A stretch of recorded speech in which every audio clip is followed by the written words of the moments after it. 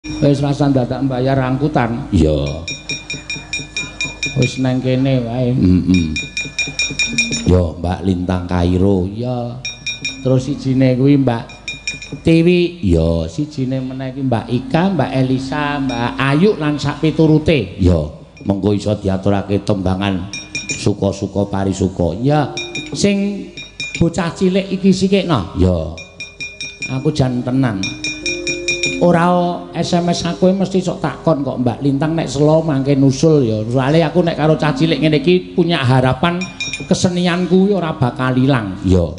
Kesenianku, kesenian gamelan luwih-luwih sinden-sinden ki ora bakal mandeg. Iya. Ana generasi peneruse sing bakal teruske. Iya. Ayo Mbak Lintang. Jumeneng sakniki mawon ndak selak ngantuk sampean. Iya. Mangga. Ya. Diaturake ya Mak. Iya. Top bocah iki. Iya. Sik, Mbak, ana layang e. Oh iya.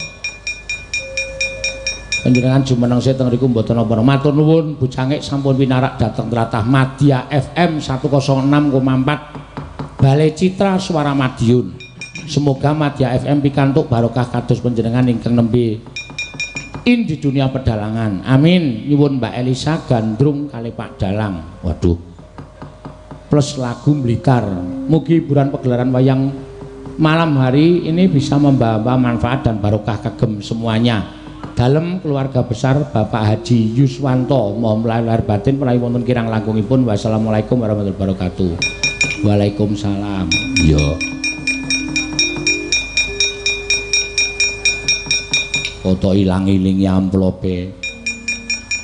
Matur saking Bapak Sarjono Edi Tambun Bekasi nyuwun tembang Kadung Tresno. Nyekar Mbak Ana Pertiwi, semoga temanten berdua samawa, dan buat Bapak Yuswanto semoga diberi kebahagiaan dan diberi rezeki yang melimpah. Amin. Kagem bucange nyuwun gending sesideman Mbak Elisa, gerajakan Mbak Ayu dari Kali J keluarga alumni Universitas Jember, Kavisip keluarga alumni Visip Universitas Jember. Oh nggih. Matur sembah nuwun ya. Sampeyan sik Mbak Lintang. Ya. Nggih, sugeng dalu Bapak. Hah? Sugeng dalu Bapak. Sugeng dalu. Iya. Aku nek sing ngruruhi cah semene iki budhekno. Oh. Nek umur 35 40 kae ya cetha. Iya. Ya ora apa-apa. Heeh. Sampeyan wau kok ujug-ujug pun dandan. Nggih, wau kula dandan teng mriku Bapak. Oh, kali Ibu, Bapak. Nggih. Oh, nggih alhamdulillah. Ya. Ajeng cekar napa dalu niki? Jineman glathik glinding. Napa? Jineman glathik glinding. Modiar ora we. Cah semene kok iso jineman glathik glinding. Anakmu ini ndi-ndi ming gubuk asmara. Iya. Jineman glathik glinding iki lho. Iya, ya Mak. Iya. Monggo Mbak Lintang. Wah, nyenengke tenan. Aku nek ndek anak wedok kaya ngene iki asli wis. Iya. Anakku wedok ora iso nembang. Iya. Gawe nek kok. Ha iya. Mangga. Kinupita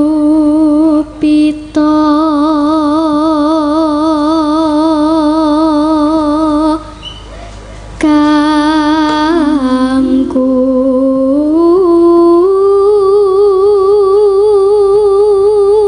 iki iso lho. Lintang Kairo nembang jineman glathik glinding sing nabuh malah ra iso. Gayeng lho, Nok. Heeh. Kilo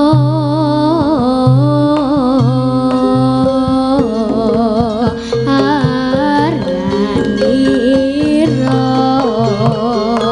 glathik glinding angliling molang-aling angliling kliling kumaliling ya Bapak jalu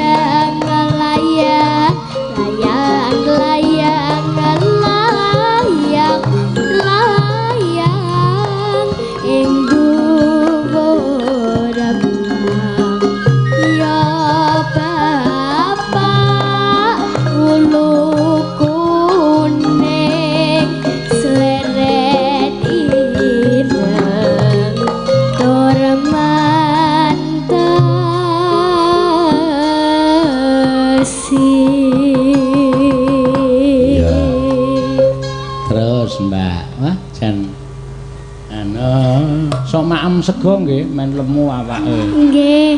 Iya. Manuk empret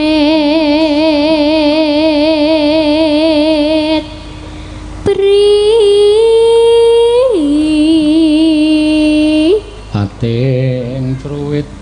pating cruwit wi calurutan gene pati pangan piuk padha amyuk piuk padha amyuk piuk padha amyuk aning besabahan yucu iperi rayahan yucu iperi rayahan jeliane ning patokan konangan bapak tani mingat mingut tambah sengut nontoni parinengan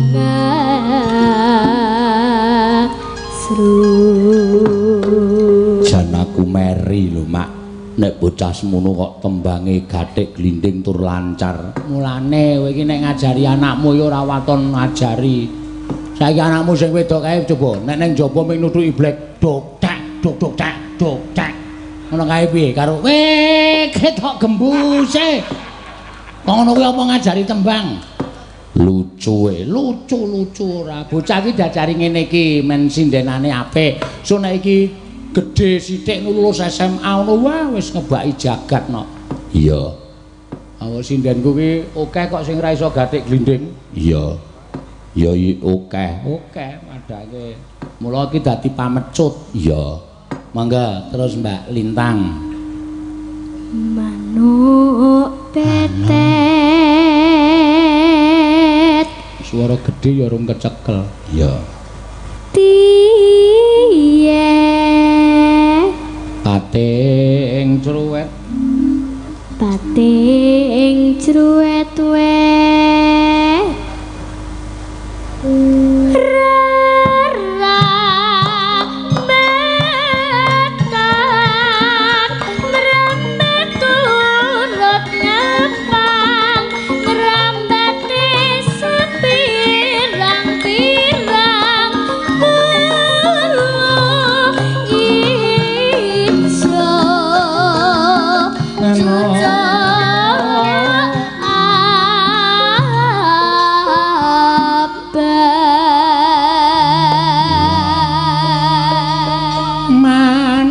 blekok ya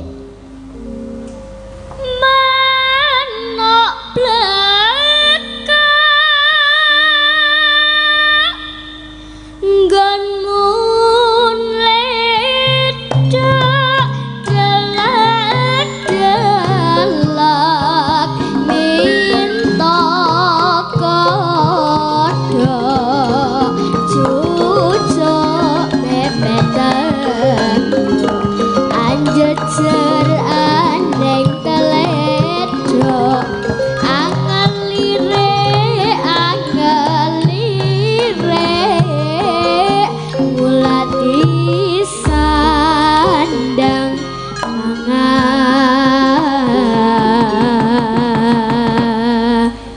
iya luar biasa iya sembah nuwun Go, tak paringi sangu nggih.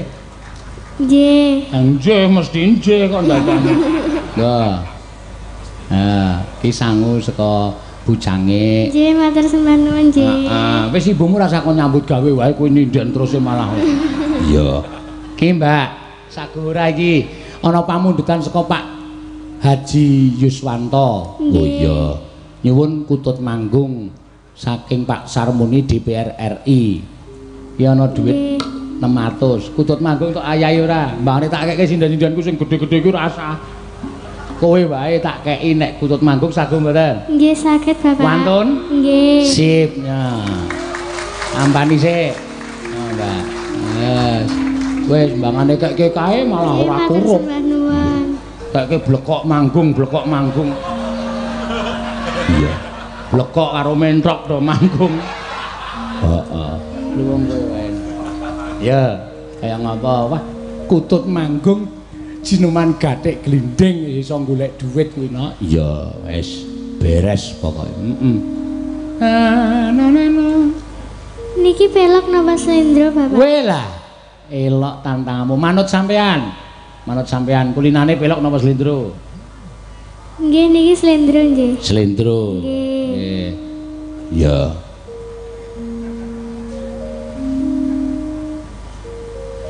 Wah, ya.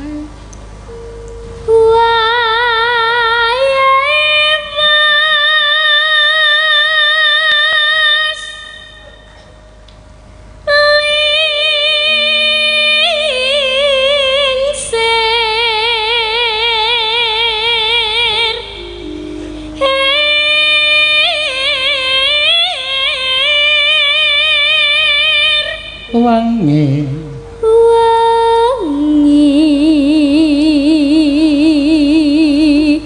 hi hi hi hi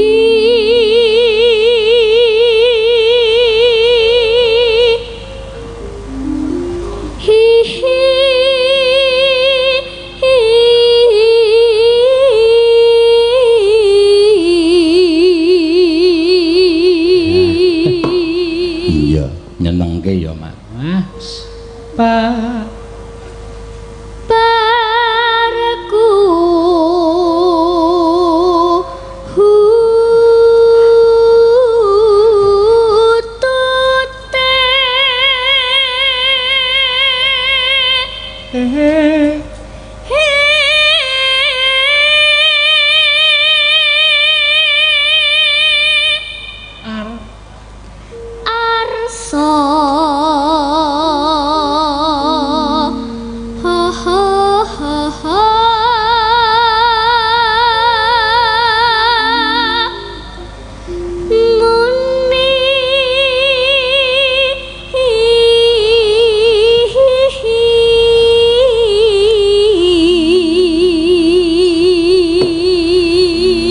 sekali-kali digawa nang Yoja gempar.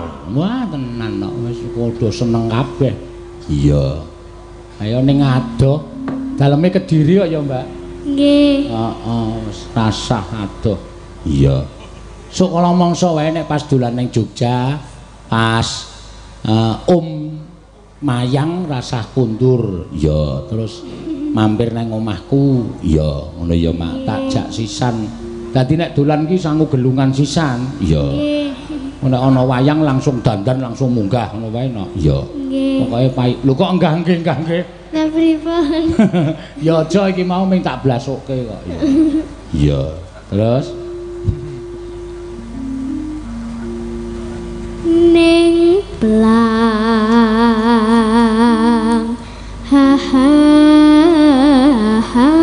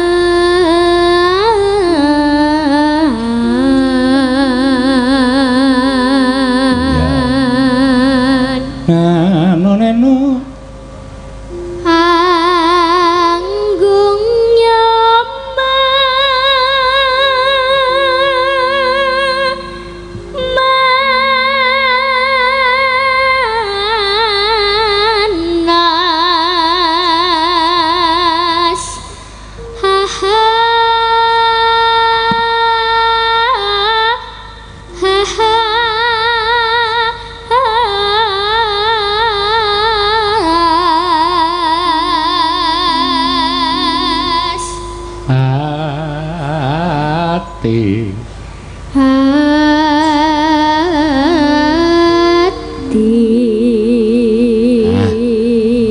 Ya, saiki anggunge no. Ketekung kaya ngapa? Ketekung.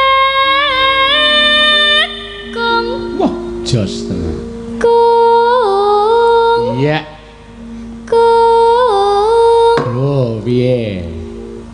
Mangka rung duwe wulu lho iki mesti. Iya. Anggunge kaya ngono. Sik nek kowe meneng sik tak tandingke karo anggunge sindan-sindan sis do krebo-krebo iki ayo. Nggih. Saka Mbak Tiwi ayo. Ayo. Ora sembrono kowe aja nganti kalah. Ayo putut cilik kaya ngene kok anggunge iso kaya ngono. Ndekno kowe sing wah anti bundet kowe ora. Mangga, yo. Ayo Wi. Katakom coba kaya ngapa? Yo. Aja nganti kalah. Yo. Ketekung. Kung.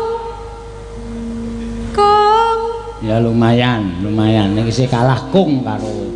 Ya, jejere tak anggungne kabeh iki ndak mung do meneng wae. Ayo.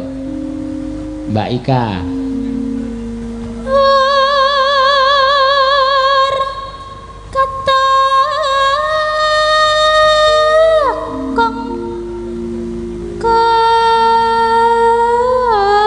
Ya, tutut saya tuwa saya aleman. Iya.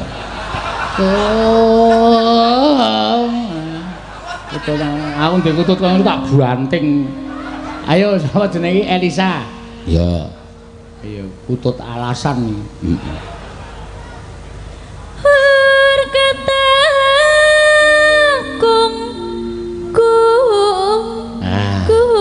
Ya, wis apik. Ya, lumayan. Jejere. Ya. Wah, iki mentok apa kutut iki? Gedene semono kutut ki nek kutut sing bangkok ya gedhe, Mak. Iya, coba kaya ngapa? Ya bangkok iki coba yo. Hur, yo.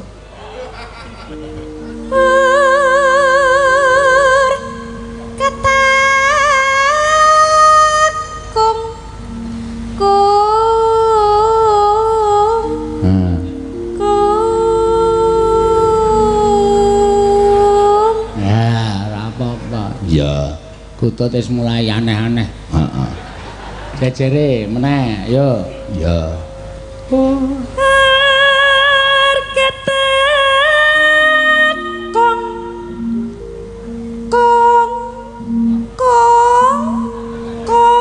Wis iki kutut kedawan gulu iki. Iya. Jejere mangga. Sarana kok rumah saku kaya blesteran kok. Iya. Ya.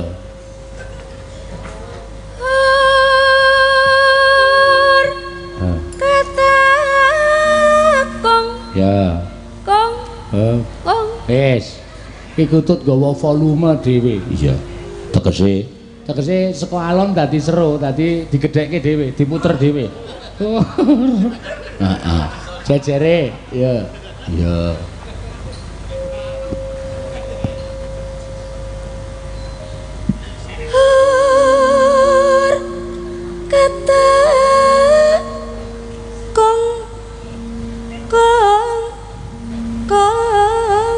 Pancen suarane dhewe-dhewe mau serak-serak basah. Iya. Nah iya. Ora apa-apa. Ya pinggir dhewe yo. Ya, iki mbok-mbokane kutut. Ah iya. Yo. Gek manggung pisan gas gek mati. Ngawur. Lah biyen kae mesti kaning kutut gandeng wis keselip sing enom-enom kan. Iya. Argo ngopo nek ora diburke malah ming kokean telek. Ah iya. Yo mangga, yo. Ngandel ora. Wis. Wis rekoso wis. Wis rasa pakani wae ben mutar nang kurungan. Iya. Mangga, teruske Mbak Lintang mangga.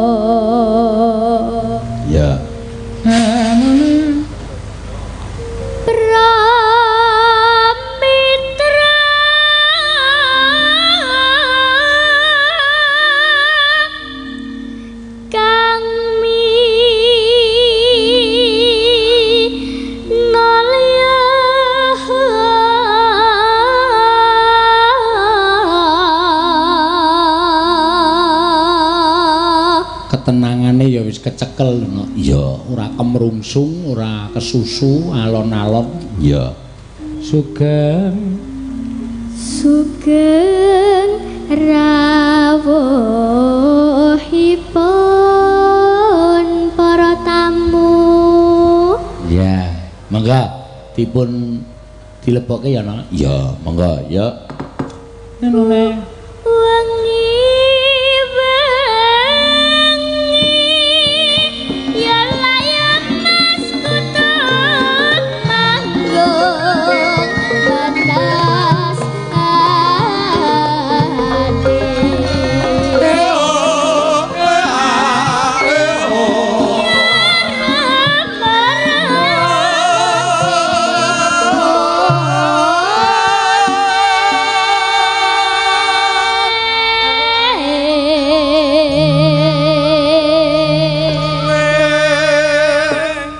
Iki nek dirungokke saka radio apa streaming ning ora nganggo gambar iki wis ngarani piyai sepuh kok no. Iya, sing nyuwara iki piyai sepuh. Monggo janjane sik. Kelas pinten, Dik?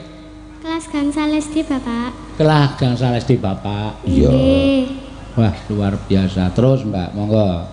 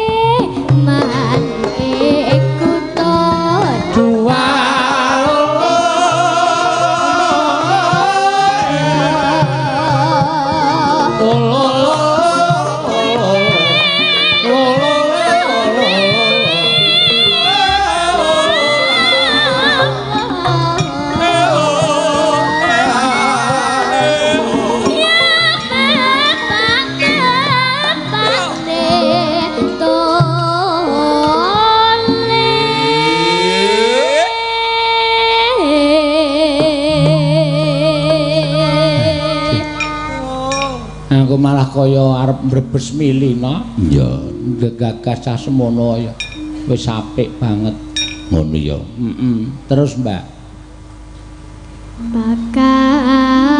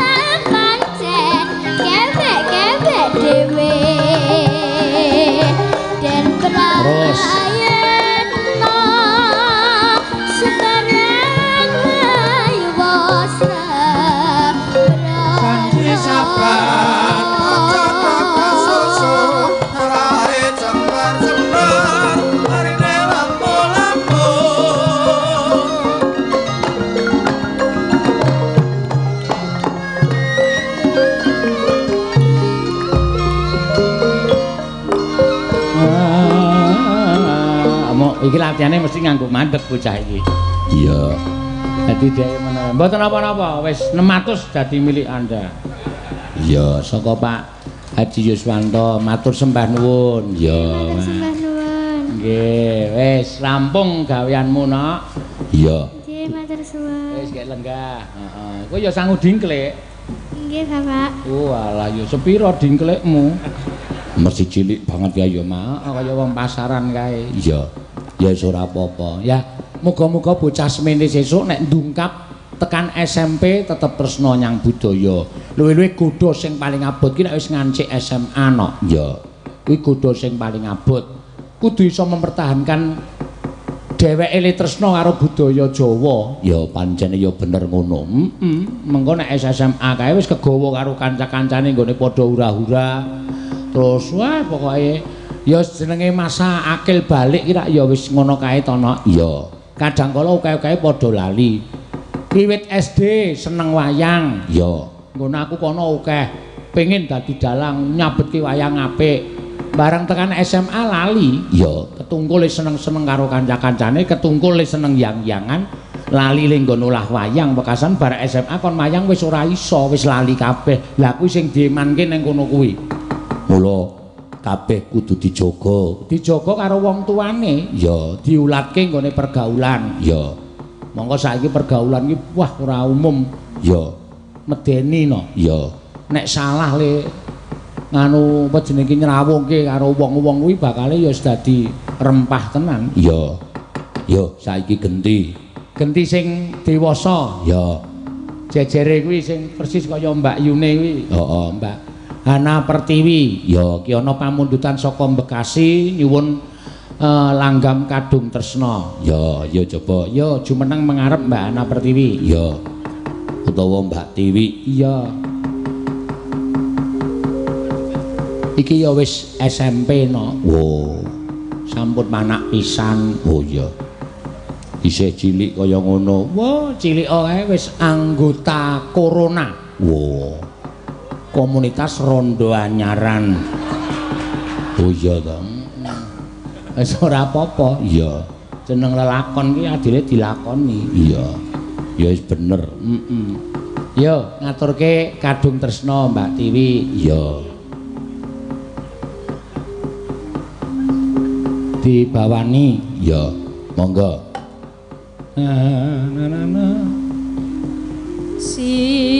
Sinawang datan boseni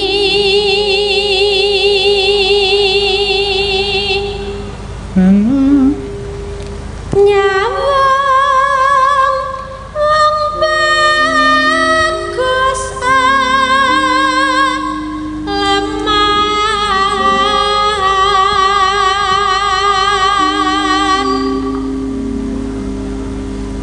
rakoso tak lakonane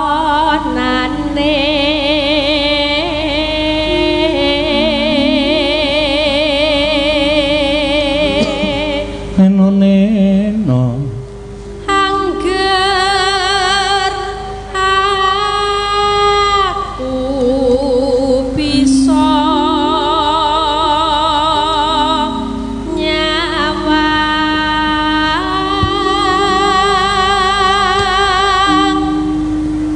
bagus wong bagus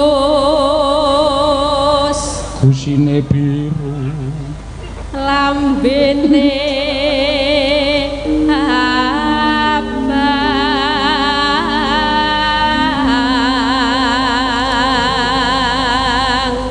neno puni mas matio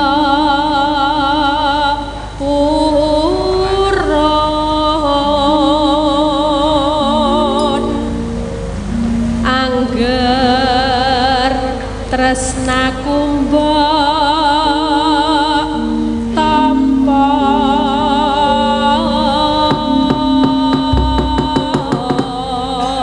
iya ijek nom kok rondo ya ya wis men dhek pengen jajal kok oh rondo kok jajal wong rondo niku penak mboten to Pak penak njajal aku ya iya kok pegatan tenan iya mangga neno lamat wos katon tejane yen oh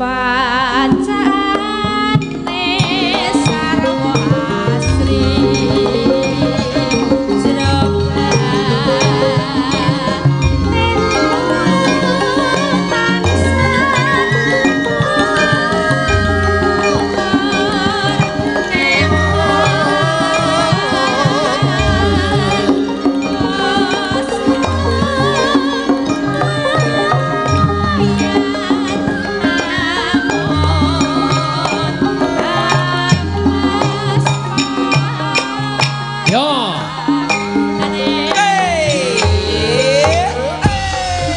Yo.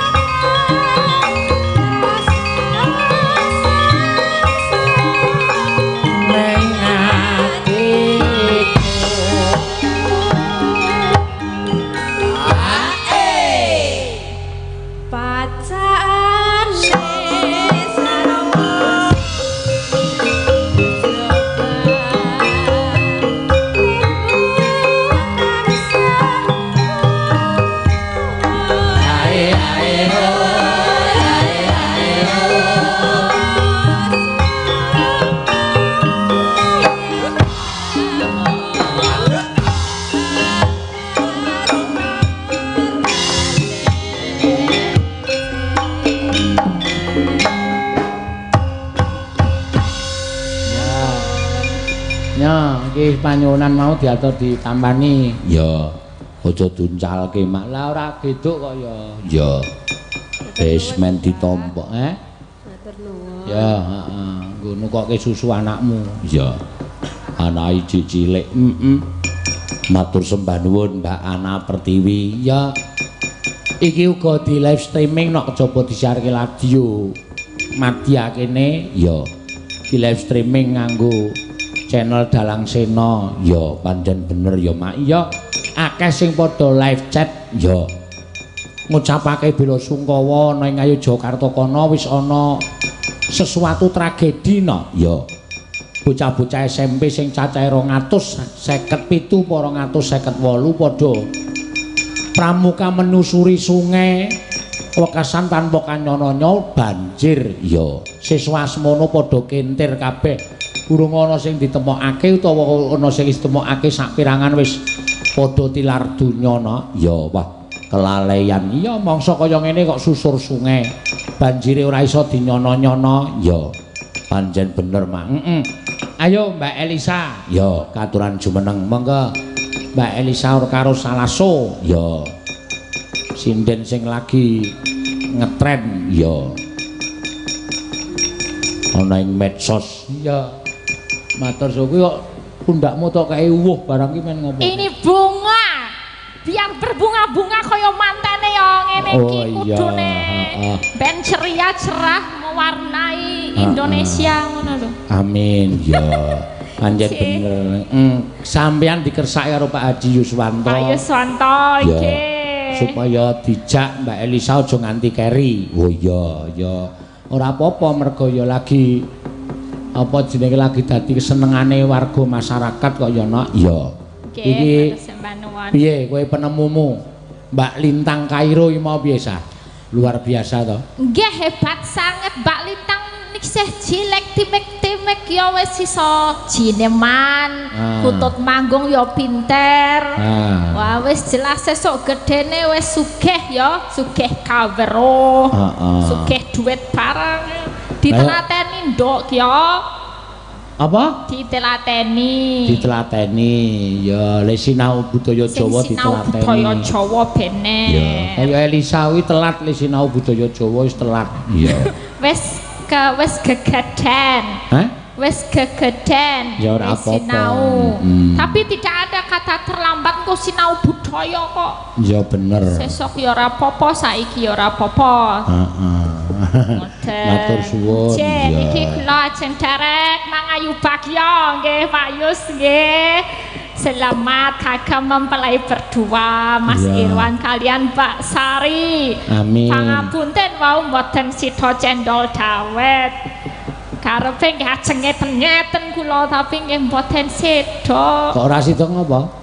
Kula penunggu waune kalih Mbak Ika wis dandan timik-timik. Mas kula ajeng pentas pun matur ngaten. Lah kok ora dipentaske? Mengke nggih Mbak tasih jam 8 terus mlebu meneh. Terus ra diundang-undang sidane aku melu joget, melu nyawer mau. Ora sida nyanyi malah melu nyawer. Ya dadi melu penontone.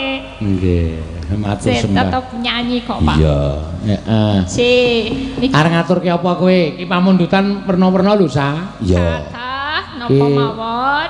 Lagu Blitar sing nyuwun Pak Haji Yuswanto. Ya, kowe kudu iso. Iso ora? Nggih, Blitar niku wonten Blitar saged Blitar. Iso. Sesideman wonten. Terus kowe mau iki ana kon fragmen kowe kon gandrung aku ayo. Gandrung Pak Seno. Heeh. Oke piye kok? Mengke kula nyuwun pangapunten riyen Bu Agnes nyuwun pangapunten niki namung ten panggung nggih. Mengke menawi kula boyok bajul lipun Pak Seno niku namung ngapus-hapus. Maksude piye kuwi? Hah? Maksude piye? Kan nek gandrung kan berarti aku kan gandrung to, etok-etoke jatuh cinta to. Iya, padahal aku ra gelem jatuh cinta sakit teh. Jatuh cintai sakit? Yo sakit no. Mergane ngopo? Yo nek loro cinta ki ra ono BPJS e. Nek loro biasa ngono ono BPJS, nek loro ati ngono ra ono sing jamin Pak. Oh, ayo mbane kowe sprene ora payu rabi ora gelem. Mergane ora tau. Iya. Ora rabi-rabi mergane wedi karo cinta dadine. Ya, supaya iso rabi kudu kenal karo cinta kok ya. Kudu kenal ya, Pak. Ha iya kudu wani cinta. Iya. Kowe engko gandrung aku ora apa-apa wis. Nggih. Cinta tenanan karo aku ya ora apa-apa. Ya engko dijajal ya. Nek nganti engko sapa sing petuk sikian ya. Iya, wis ora apa-apa rasa kuwatir bojoku yahine iki lamur. Iya. Nanti ndelok streaming ki ra cetha. Iya. Blitar sik diaturake. Ya, lagu Blitar diaturake monggo. Alon-alon kok lagu Blitar. Pak Haji Yuswanto iki asline saka Blitar, sakulawarga iki asline saka Blitar no. Oh iya. Mula nyuwun lagu Blitar, Dek Neng Awi wingi ya nyuwun lagu Blitar. Iya, monggo diaturake. Yo, alon-alon cok. Lagu Blitar. Yo. Monggo. Yo, Mbak. Beli. Bawa napa langsung? Langsung niki. Langsung ya kena nek kowe iso bawa ya apik. Ya. Nggih langsung mawon nggih. Nah, ra urung ya ming langsung kok ndadak tantanganmu kaya ya wae. Iya. Ya, mangga.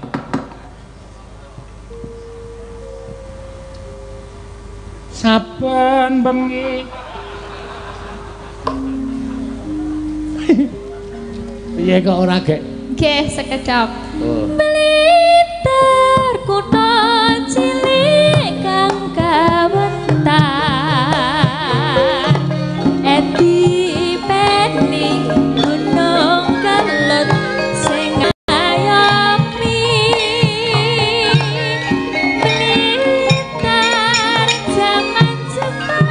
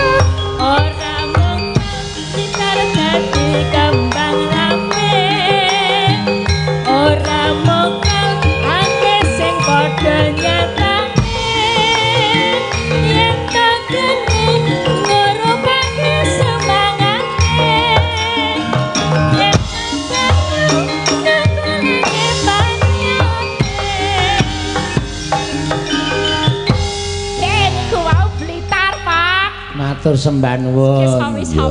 Nah, kowe wis mulai mundhak kepinteran, wis mulai mundhak ngono kok. Iya. Mundhak nggih.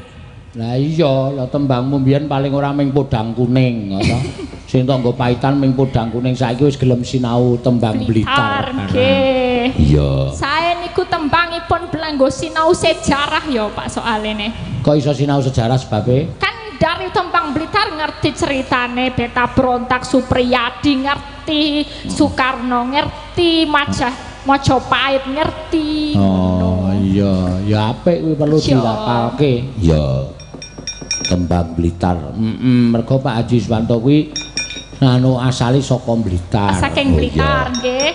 Mula nyuwune mesti tembang Blitar. Mulane mesti tembang Blitar. Ya. Iki sih ana sing disuwun Napa, Pak? Lagu Sesideman sing nyuwun saka sik tak wacane. Ya. Saka keluarga alumni Universitas Jember. Oh iya, karo Kavisip keluarga alumni Visip Universitas Jember. Oh iya. Diaturake dhisik. Sesideman. Karo aku tak toto-toto arep tok gandrung ki aku malah gembrobyos. Iya. Lah kenapa kok gembrobyos? Lah nek ketoprak iki rak ya apike suarane alus. Nggih. Punten dalem 1000 Mas ketoprak kok suarane ting klothok ora karu-karuan. Petek-petek kepet-kepet. Iya. Lah ya ora kepenak dirasake. Iya. Ditembangke sik. Tembangke sik Sesideman. Ya. Kaya ngapa? Heeh. Wiwitane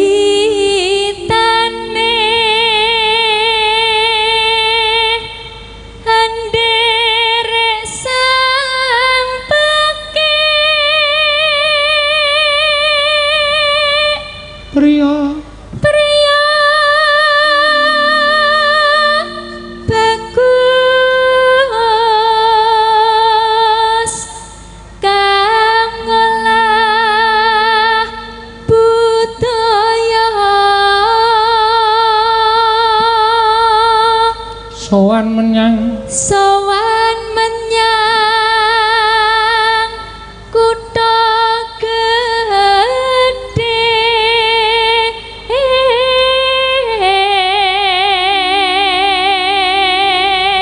Apa toprak iki engko diganti sa? Ganti napa? Diganti gandrungan sinden karo yoga ning sing suami istri tenan. Sinden. Derek mawon kula. Oh, iya iki mesti apik. Mergane asline sing lanang ki wis ra seneng. Oh iya. Heeh. Sing lanang wis ra seneng, sing wedok ya wis ra patek seneng ku ora apik malah. Iya. Jenengan mboten sida kula gandrung meratine. Aku gila ya. Engko nyesel lho. Hah? Engko nyesel lho. Ora. Iya. Aku wis arep mangsuli wis bingung sik. Nek sing wedok omongane kaya kotek-kotek ngono lak ya. Iya, mangga. Bendara terus kayungyon selendang kuning kang sangking bukir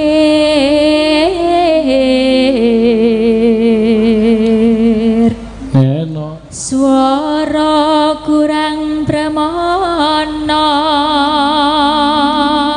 ning wasis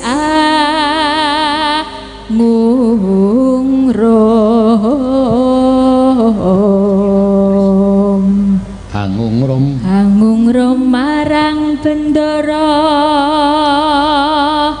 Dyah Sulistya pijer ngincangake alis terus tresno sesidemah